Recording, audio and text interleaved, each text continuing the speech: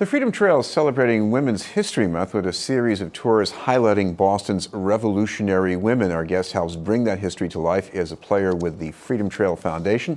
We'd like to welcome Judith Calahorra. Thank you very much for being with us, Judith. Thanks for having me. First of all, talk about what this experience is like for people who are on the trail. What would they see in this kind of a tour? Well, the Freedom Trail Foundation has a line on the ground which walking tour guides, costume guides will bring you along the sites which tell the story of the American Revolution.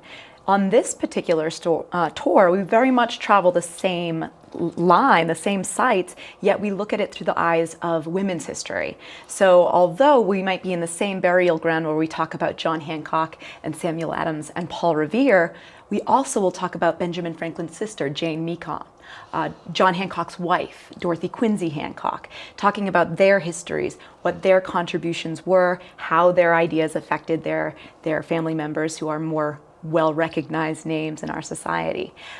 People will also realize that the Freedom Trail, although we focus largely on colonial history, is over 300 years of history. It's literally from the settling of Boston in 1630 all the way up through present day. So when we talk about women's history, we're also talking about the antebellums, the women who were working to fight for abolition.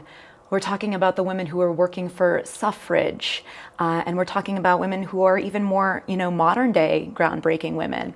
So it's a really nice, expansive look at Boston's history through the eyes of women's role in that town. Now, I certainly would have expected somebody trying to, reenact Abigail Adams or something, but it's not just prominent people who left written records. There's a character that you have portrayed, Deborah Sampson, and a lot of our viewers have never heard of her. So tell us about her. Yeah, Deborah Sampson is the official heroine of Massachusetts, named so in 1983 by Governor Michael Dukakis. And she was the very first woman to enlist, to fight, and to be honorably discharged from the American military. The caveat is she disguised herself as a man in order to do it. So she convinced the entire Continental Army over the course of 18 months that she was a man, and she was promoted to the rank of corporal, dug a musket ball out of her thigh so that she wouldn't be discovered by the field surgeons while she was on the battlefield, and was ultimately honorably discharged by General Henry Knox.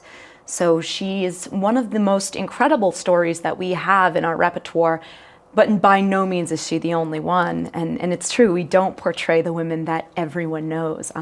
We don't have an Abigail Adams on the Freedom Trail players list, just like we don't have a Samuel Adams or a John Adams or a Paul Revere. You have very strong ideas in your mind about what you want those people to be like, and sometimes those ideas are not entirely accurate. So what we want to do is, instead of perhaps bringing a person who you think you know really well, someone who you don't know really well, who is very influential and very, very important in the movement, whether that movement was revolutionary, abolition, suffrage, and so on. This is BNN News. We're talking with Judith Kalaora from the Freedom Trail Foundation. Coming back to Deborah Sampson, I think one of the interesting things is why she decided to join the Continental Army in the first place. What made her do that? Well, in the colonial era, women were second-class citizens. There was no mandate to send a female child to school, yet there was a mandate for a male child to attend at least a few months of the year when they weren't harvesting the crops. And Deborah had the fortune to be a servant. And I say the fortune because she was working with a family that had many sons who were free and educated, and she was learning from them. So being more well-educated, she knew what was out there. She knew the opportunities that were available to men, and yet growing up with men, working on the farm, growing strong, if not stronger than men, she knew that those opportunities would never be hers. And she started working at the age of 5.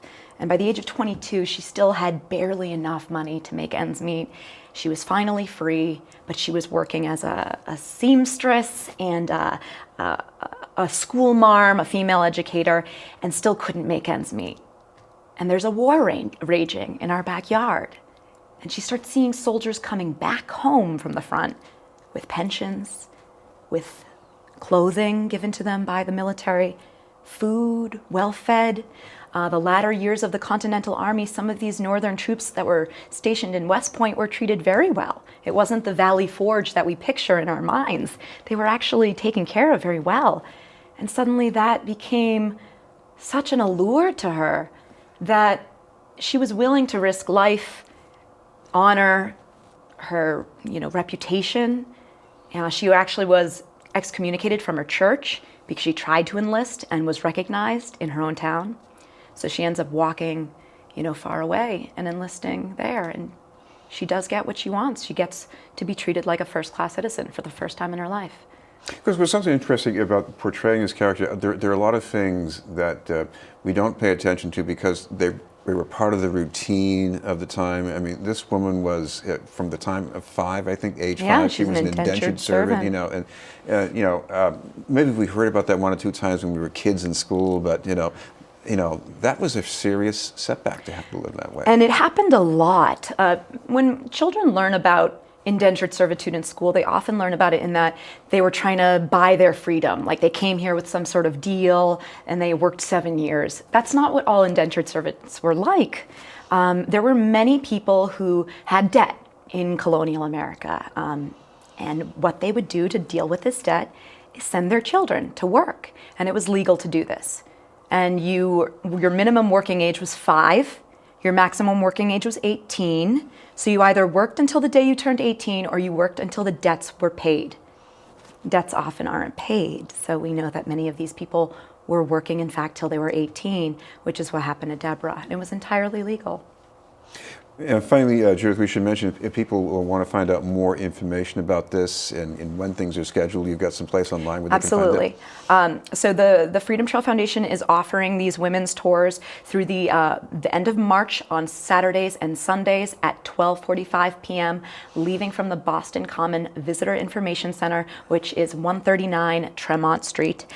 If you want more information, we have our website is www.thefreedomtrail.org. It's thefreedomtrail.org. And they can find more information about that tour. They can also book the women's tour privately anytime throughout the year. And we do tours every single day of the year, except for New Year's Day, Thanksgiving, and Christmas Day. Thank you very much for being with us. Thank you. Judith Calahorra from the Frost and Freedom Trail Foundation.